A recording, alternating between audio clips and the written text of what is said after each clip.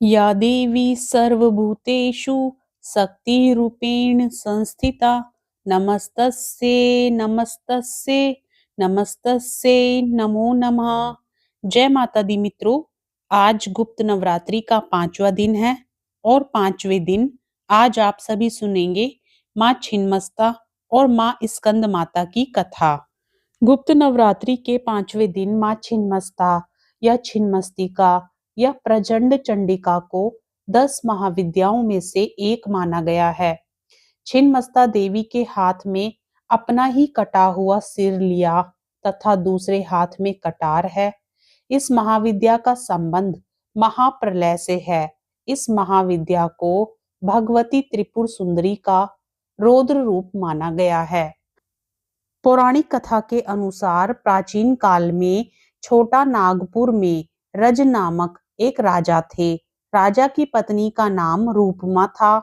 इन्हीं दोनों के नाम से इस स्थान का नाम रज रूपमा पड़ा, जो बाद में रजरप्पा हो गया। एक कथा के अनुसार एक बार पूर्णिमा की रात में शिकार की खोज में राजा दामोदर और भैरवी नदी के संगम स्थल पर पहुंचे। रात्रि विश्राम के दौरान राजा ने स्वप्न में लाल वस्त्र धारण किए तेज मुखमंडल वाली एक कन्या देखी। उसने राजा से कहा, हे राजन, इस आयु में संतान ना होने से तेरा जीवन सूना लग रहा है। मेरी आज्ञा मानोगे तो रानी की गोद भर जाएगी। राजा की आंखें खुली तो वे इधर उधर भटकने लगे। इस बीच उनकी आंखें स्वप्न में दिखी कन्या से जा मिली। वह कन्या जल के भीतर से राजा के सामने प्रकट हुई। उसका रूप अलौकिक था। यह देख राजा भयभीत हो उठे। राजा को देख वह कन्या कहने लगी, हे राजन, मैं छिन्नमस्तिका देवी हूँ। कलयुग के मनुष्य मुझे नहीं जान सके हैं, जबकि मैं इस वन में प्राचीन काल से गुप्त रूप से निवास कर रही हूँ। मैं तुम्हें वरदान देती हूँ कि आज से ठीक 9वें महीने तुम्हें पुत्र की प्राप्ति होगी। देवी बोली, हे राजन, मिलन स्थल के समीप तुम्हें मेरा एक मंदिर दिखाई देगा। इस मंदिर के अंदर शिलाखंड पर मेरी प्रतिमा अंकित दिखेगी। तुम सुबह मेरी पूजा करो। ऐसा कहकर छिन्नमस्तिका देवी अंतर ध्यान हो गई। इसके बाद से ही यह पवित्र तीर्थ रजरप्पा के रूप में विख्यात हो गया। माँ छिन्नमस्ता की दूसरी कथा के अनुसार एक बार माँ भगवती मंदाकिनी नदी में अपनी सहचरियों के संग स्नान ध्यान कर रही थी। उसी समय माँ की सहचरियों को तीव्र गति से भूख लगी। भूख की पीड़ा के चलते दोनों सहचरियों का चेहरा मलिन हो गया।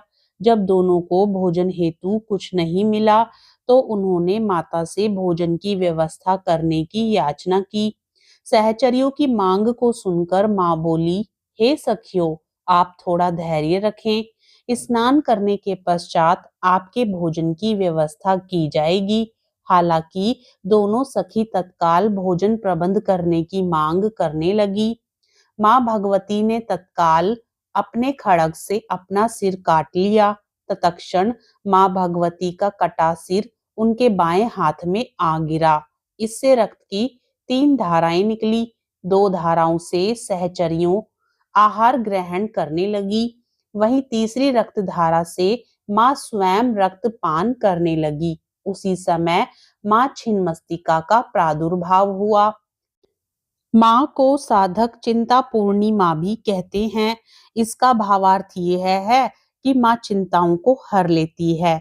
ऐसी मान्यता है कि माता के दरबार में सच्ची श्रद्धा और भक्ति से जाने वाले भक्तों की सभी मनोकामनाएं अवश्य पूर्ण होती हैं।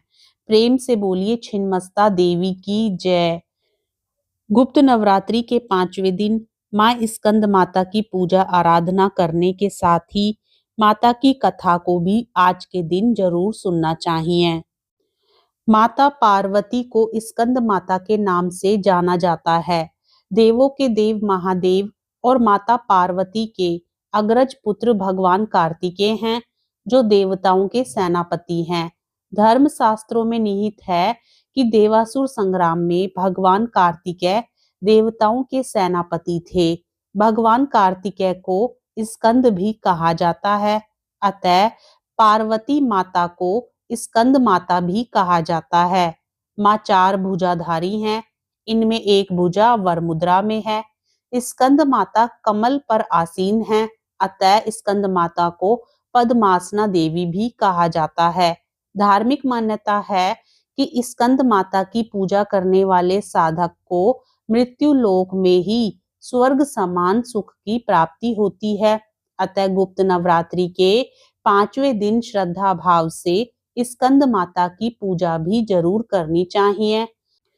नवरात्रि के 5वें दिन विधि पूर्वक स्कंद माता की पूजा आराधना करने और कथा सुनने से साधक के जीवन में व्याप्त सभी प्रकार के दुख और संकट दूर हो जाते हैं। जिन लोगों को संतान प्राप्ति में बाधा आ रही हो, उन्हें माँ के इस स्वरूप की पूजा करनी चाहिए।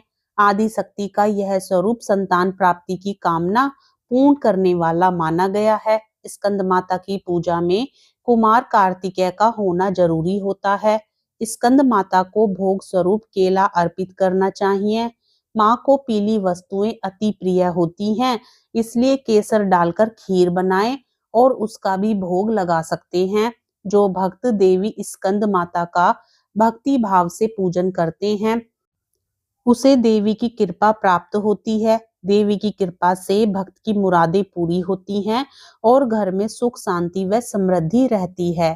प्रेम से बोलिए स्कंद माता की जय, छिन्नमस्ता माता की जय। मित्रों, आज गुप्त नवरात्रि के 5वें दिन की यह कथा आपको अच्छी लगे तो वीडियो को कृपया लाइक जरूर करें, अपने मित्रगणों में शेयर करें और साथ ही चैनल को सब्सक्राइब भी करें। कमेंट बॉक्स में जय माता दी जरूर लिखें।